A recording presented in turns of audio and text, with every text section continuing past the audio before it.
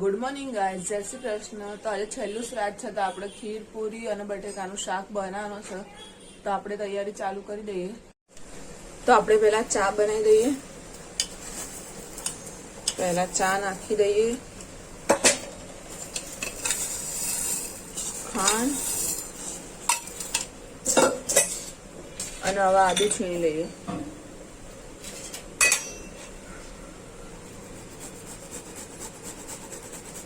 અને હવે બીજી બાજુ ખીરની તૈયારી કરીશું આપણે।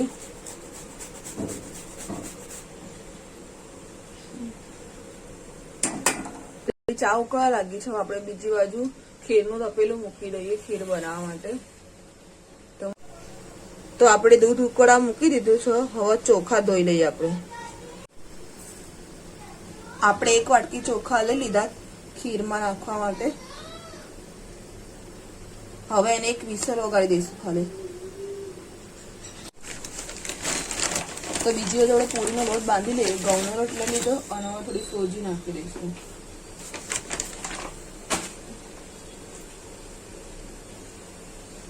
મીઠું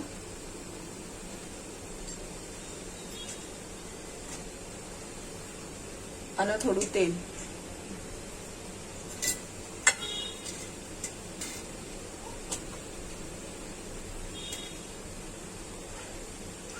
અને હવે આપણે લોટ બાંધી દઈએ પૂરીનો। તો આપણે લોટ બંધાઈ ગયો અને દૂધ બી ઉકળી ગયું છે, તો હવે આપણે એમાં જાયફળ નાખી દઈએ। તો પહેલા આપણે ઇલાયચી પાવડર નાખી દઈએ અને હવે જાયફળ છીણી દઈએ।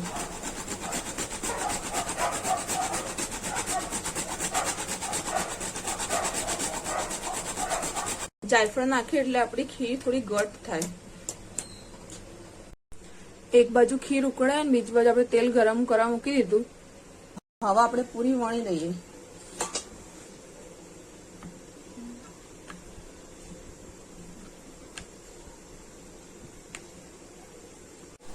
આપણે પૂરી વણીએ ત્યાં સુધી તેલ ગરમ થઈ જશે એટલે પછી તળી લઈશું।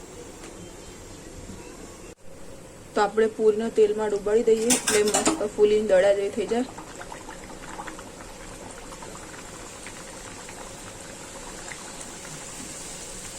તો આપણી પૂરી મસ્ત ફૂલી ગઈ છે, હવે એને ફેરવી દઈએ।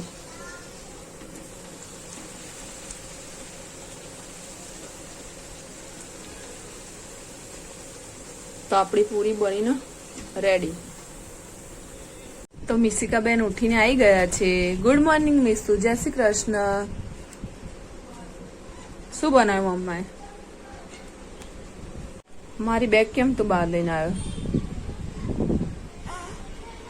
શું શું જોઈએ?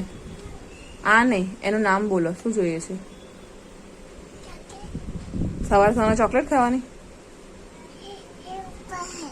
ક્યાં છે ઉપર?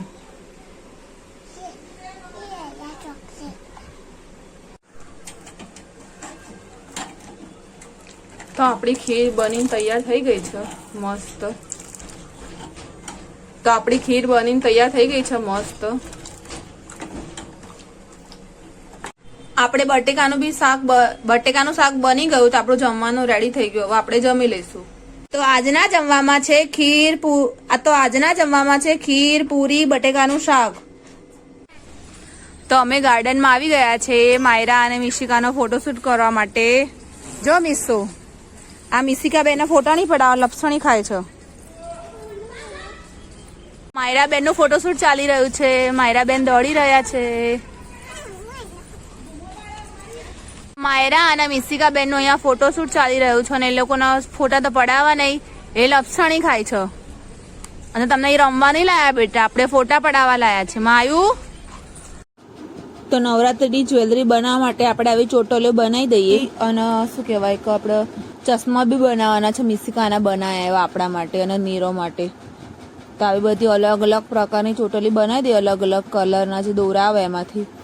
અને આવી કોડી આપણે લાવી દીધી છે, એટલે કોડી બી એમાં લગાવી દઈશું એટલે શું સારું લાગે। આપણે અલગ અલગ ચોટલીઓ બનાવીને રેડી કરી દીધી છે। આમાં આપણે ઉપર કાચ લગાવ્યા, યલો અને રેડ કલર લીધો।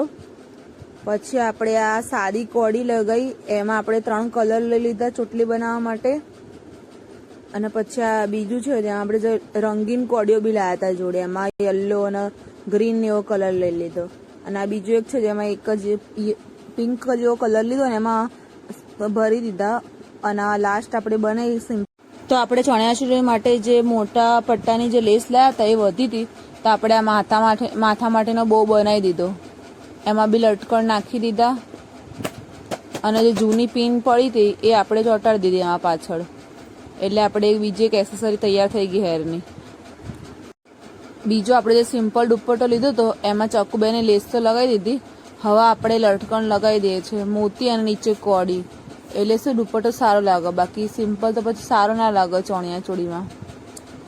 અને છૂટા છૂટા આવી રીતે આપણે કોડી અને મોતી લગાવી દીધા આખા દુપટ્ટામાં. પણ આમાં તો બહુ જ વાર લાગે લગાવતા. એટલે આ રીતની આપણે લેસ લગાવી દીધી છે અને એની નીચે આવી રીતે લટકણ લગાવી દીધા. તો તમે જોઈ શકો છો આ રીતના આપણે લગાવ્યા. તો આજ નીરવને એક જૂના સનગ્લાસ પડ્યા હતા, એમાં આપણે કાચ લગાવી દઈએ એટલે આપણા ફેન્સી ચશ્મા થઈ જાય નવરાત્રીમાં પહેરવા માટે. આપણે અડધામાં કાચ લગાવી દીધા અને અડધા ચશ્મામાં ચોટલી લગાવીશું. એટલે આપણે ચોટલી બી રેડી કરી દઈએ. હવે આ જે ચોટલી બનાવી હતી એ આપણે ચશ્મામાં લગાવી દઈએ એટલે આપણા ચશ્મા રેડી થઈ જાય.